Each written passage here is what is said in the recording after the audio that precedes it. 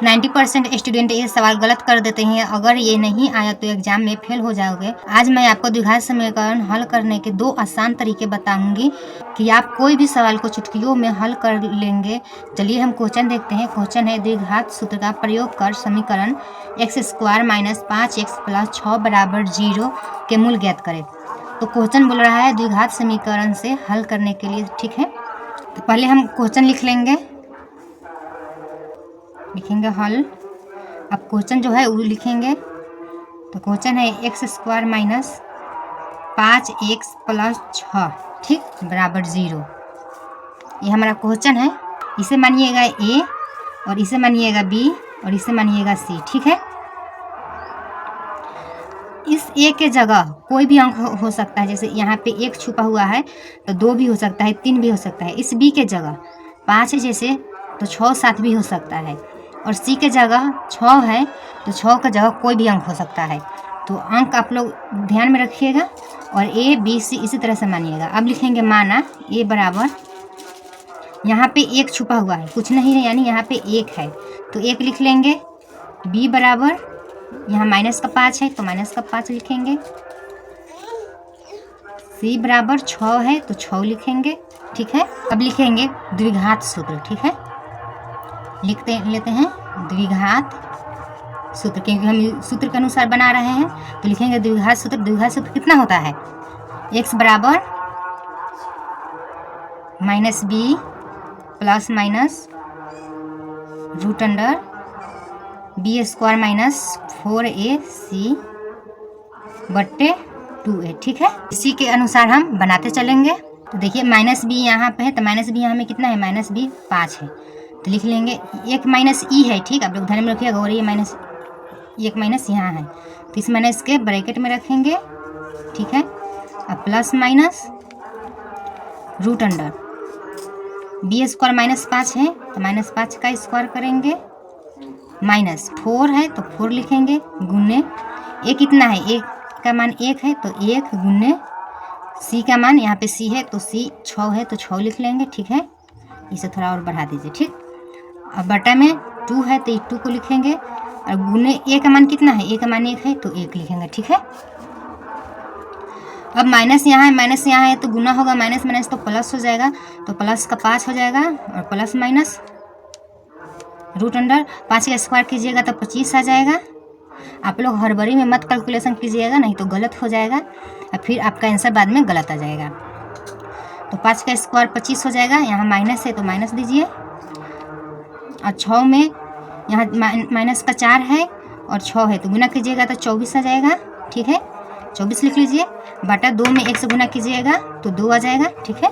अब लिख लीजिए 5 प्लस माइनस √25 में से 24 घटाइएगा तो 1 आएगा तो 1 लिखेंगे, बटा 2 है तो 2 लिखेंगे, ठीक है। अब 5 लिख लीजिए प्लस माइनस, अब रूट हटाएंगे तो 1 का वर्गमूल कितना होता है? 1 का वर्गमूल 1 ही होता है तो 1 लिख लेंगे, बटा 2 लिख लेंगे, ठीक है।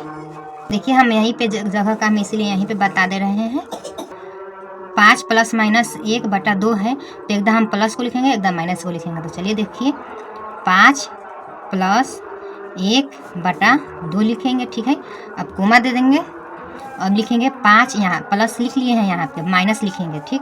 तब लिखेंगे 5 माइनस 1 बटा 2, ठीक है। अब 5 को और 1 को जोड़िएगा तो 6 हो जाएगा, 6 बटा 2 हो जाएगा। और यहाँ पे 5 और -1 को घटाइएगा तो 4 हो जाएगा, 4 बटा 2, ठीक है। अब काट देंगे तो 2 × 6 हो जाएगा और 2 दूना 2, 2 दूना 4 हो जाएगा, ठीक है। अब इसका आंसर आ जाएगा 3 और 2, 3 और 2 यही इसका मूल हो जाएगा, यही इसका राइट आंसर हो जाएगा। द्विघात सूत्र के द्वारा हल किए हैं। तो अब हम दूसरा विधि सीखते हैं, क्योंकि दूसरा विधि भी आपको, दूसरा तरीका भी आपको आना चाहिए हल करने के लिए।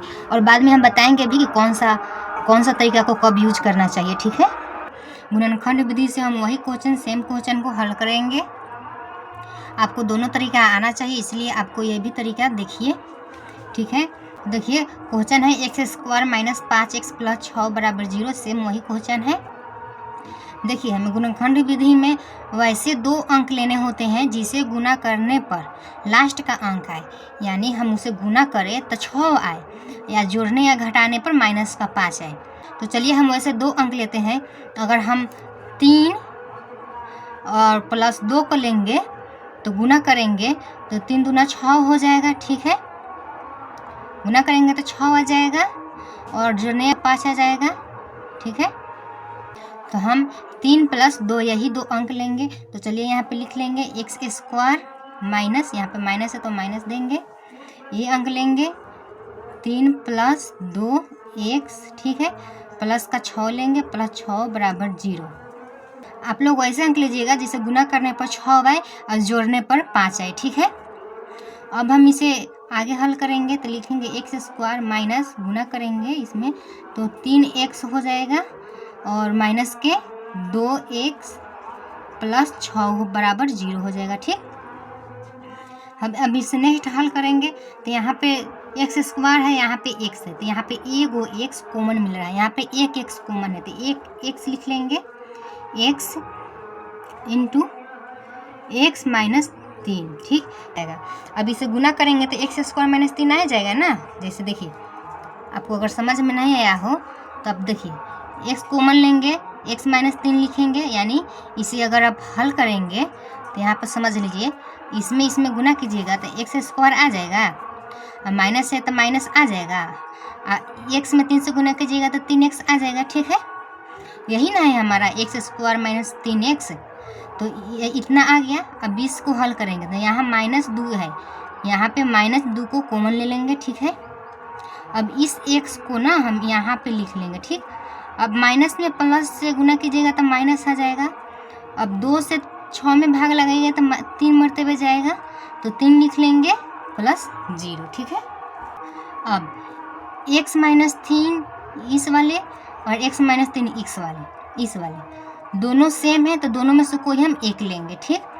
तो आप x माइनस 3 ले लीजिए, x माइनस 3 को ले लीजिए और यहाँ पे x माइनस 2 ये ले लीजिए, x माइनस 2 जो हम यहाँ पे कॉमन लिए हैं, यहाँ पे कॉमन लिए हैं उसे हम एक लंग लिखेंगे और जो सेम आया है ब्रैकेट में उसे एक लंग लिख लेंगे, ठीक है, बराबर 0। अब हम लिखेंगे x माइनस 3 बराबर 0 कोमा, क्योंकि यहाँ 0 है ना, 0 को हटाना पड़ेगा ना, कोमा x माइनस 1, इससे एक लिखेंगे और इससे एक लिखेंगे तो इसे लिख लेंगे x माइनस 2 बराबर 0, ठीक है।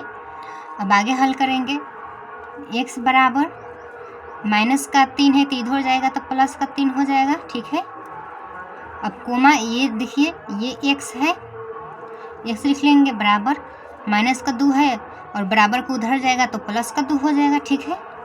यानी आपका आंसर x बराबर 3 और 2 यही आपका आंसर आ जाएगा। देखिए गुणनखंड विधि से भी आंसर आ गया, x बराबर 3 और 2, ठीक है। और द्विघात सूत्र से भी बनाए हैं तो 3 और 2 आंसर आया है। देखिए आप लोग ध्यान में रखिएगा, अगर क्वेश्चन 2 नंबर का आए एग्जाम में, अगर क्वेश्चन एग्जाम में 2 नंबर का आए तो गुणनखंड विधि से बनाना है, ठीक। या क्वेश्चन खुद बता दे कि गुणनखंड विधि से बनाना है तो ये तरीका फॉलो कीजिएगा। या क्वेश्चन 5 नंबर में पूछ दे, या एग्जाम में क्वेश्चन यही क्वेश्चन को 5 नंबर में पूछ दे तो आप द्विघात सूत्र से बनाइएगा, ठीक है। अगर क्वेश्चन में ये साफ लिखा हो कि द्विघात सूत्र का ही यूज करना है तो आप वहाँ पे द्विघात सूत्र का ही यूज करके बनाइएगा। अगर क्वेश्चन में कुछ नहीं लिखा हो, अगर क्वेश्चन 2 नंबर का आया एग्जाम में पूछ रहा हो, वहाँ पे आप गुणनखंड विधि यूज कीजिएगा। और क्वेश्चन 5 नंबर के में आया हो और उसमें कुछ नहीं बता रहा हो कि कौन सा तरीका से बनाना है तो आप वहाँ पे द्विघात सूत्र से ही बनाइएगा, वहाँ पे आपको पूरे 5 नंबर मिलेंगे, ठीक है। तो हम नेक्स्ट वीडियो में भी इम्पोर्टेंट ऐसे ही क्वेश्चन को देखने वाले हैं, तो आप लोग वो सब वीडियो ज़रूर देखिएगा। चलिए मिलते हैं नेक्स्ट वीडियो में।